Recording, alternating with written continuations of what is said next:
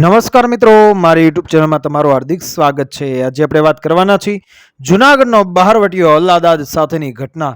ગીરની ગાળીઓ ગાજી ઉઠી, ડુંગરા ડોલી ઉઠ્યા, વાડી ખેતરને વગડો ઉજ્જડ થવા લાગ્યા, કેળા સૂના થઈ ગયા। વાત એમ બની હતી કે એક બહારવટીયો લૂંટ કરવા નીકળ્યો હતો। નામ એનું અલ્લાદાદ।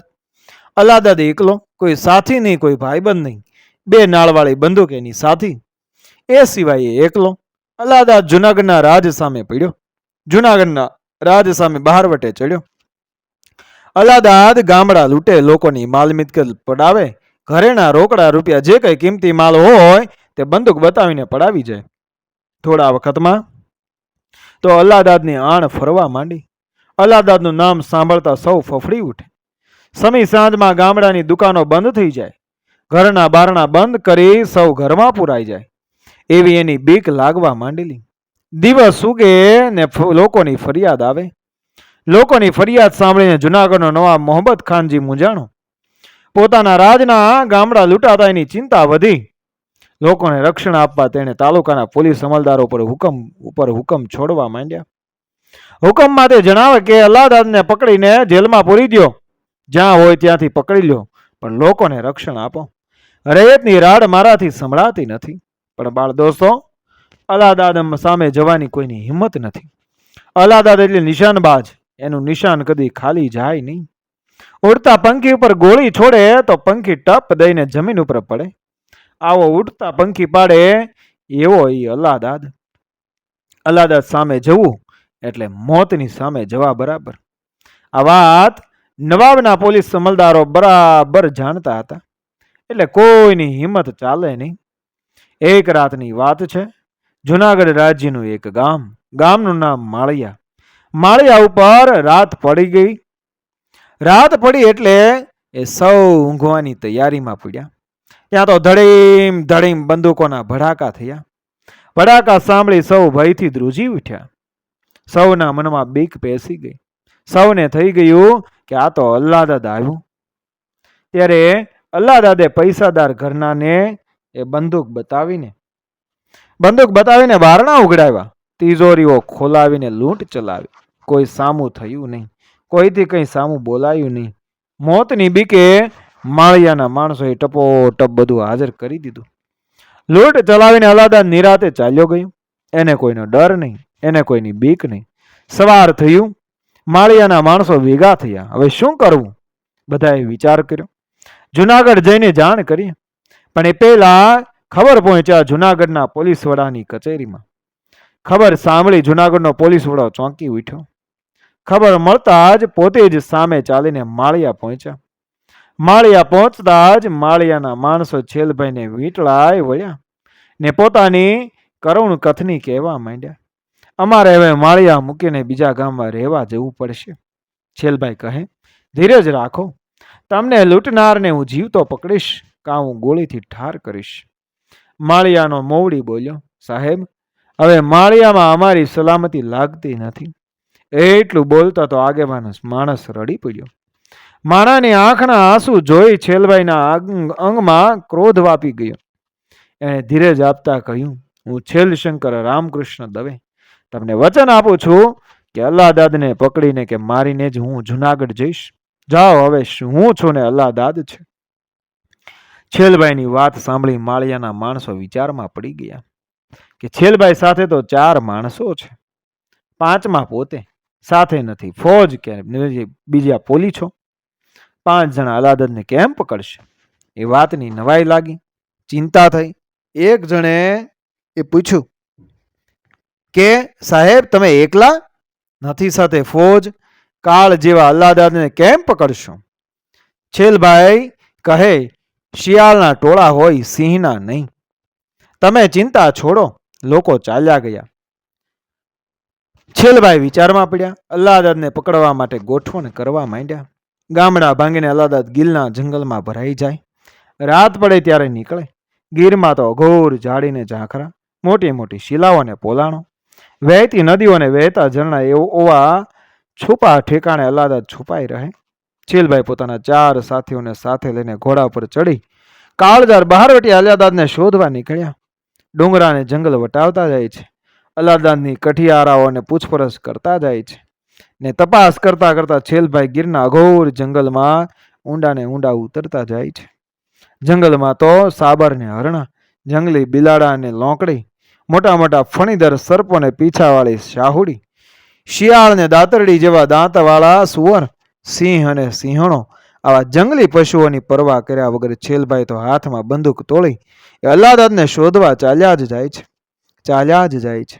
અલ્લાદાદને ખબર પડી કે તારી પાછળ છેલભાઈ આવે છે, સાવધાન રહેજે. છેલભાઈનું નામ સાંભળતા જ બહારવટીયો ચેતી ગયો, પોતાનો પડાવ ઉપાડ્યો, ખભે બંદૂક ભેરવી ભાગવા માંડ્યો ને છેલભાઈ એનું પગલે પગલું દબાવતા પાછળ પડ્યા.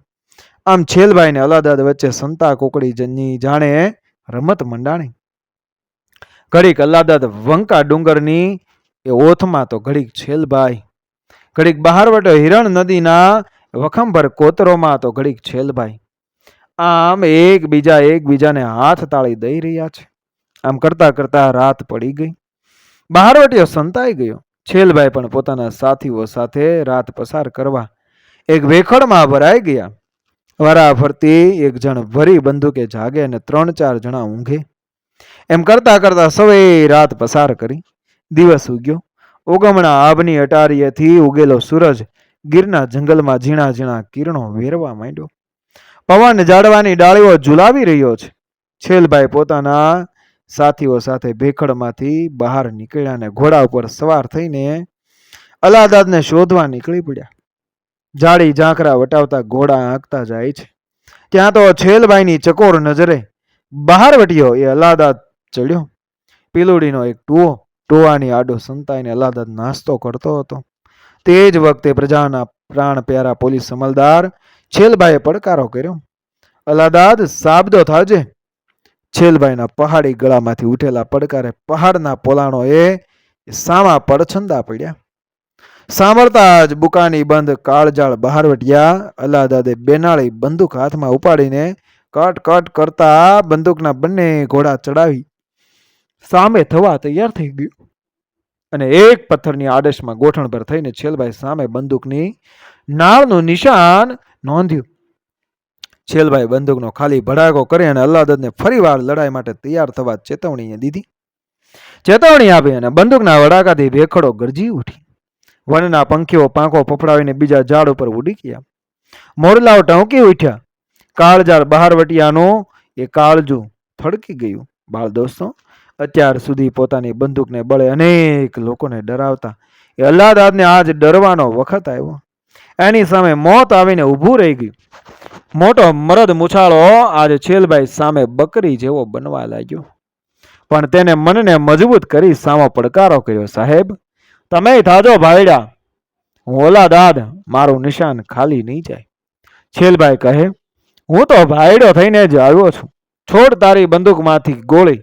અલ્લાદાદ કે, સાહેબ પાછા વળી જાઓ, નહીતર તમારા બૈરી છોકરા એ રખડી પડશે. છેલભાઈ કહે, પાછો ફરવા નથી આવ્યો, તને પકડવા આવ્યો છું. અલ્લાદાદ કહે, મને પકડનાર હજુ જન્મા નથી. છેલભાઈ કહે, હું તારી સામે જ છું. અલ્લાદાદ કહે, રાજનો રોટલો ખાનારા ભાડુતી મને શું પકડવાના હતા? છેલભાઈ કહે, હું હકનો રોટલો ખાઉં છું, હરામનો નહીં.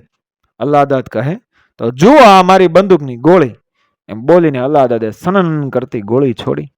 છેલભાઈ સાવધ થઈ ગયા, સામી ગોળીઓ છોડી. અલ્લાદાદ બરાબર સપડાયો હતો. છેલભાઈ અલ્લાદાદને મારવો નહોતો, એને તો જીવતો પકડવો હતો. ગોળીઓની બોલતી રમઝટ વચ્ચે છેલભાઈએ અલ્લાદાદને કહ્યું, અલ્લાદાદ ઉગરવું હોય તો શરણે આવી જા. અલ્લાદાદ કહે, શરણે આવું તો હું ભૂંડો લાગુ. છેલભાઈ કહે, ભૂંડો નહીં લાગે પણ ભલો લાગીશ.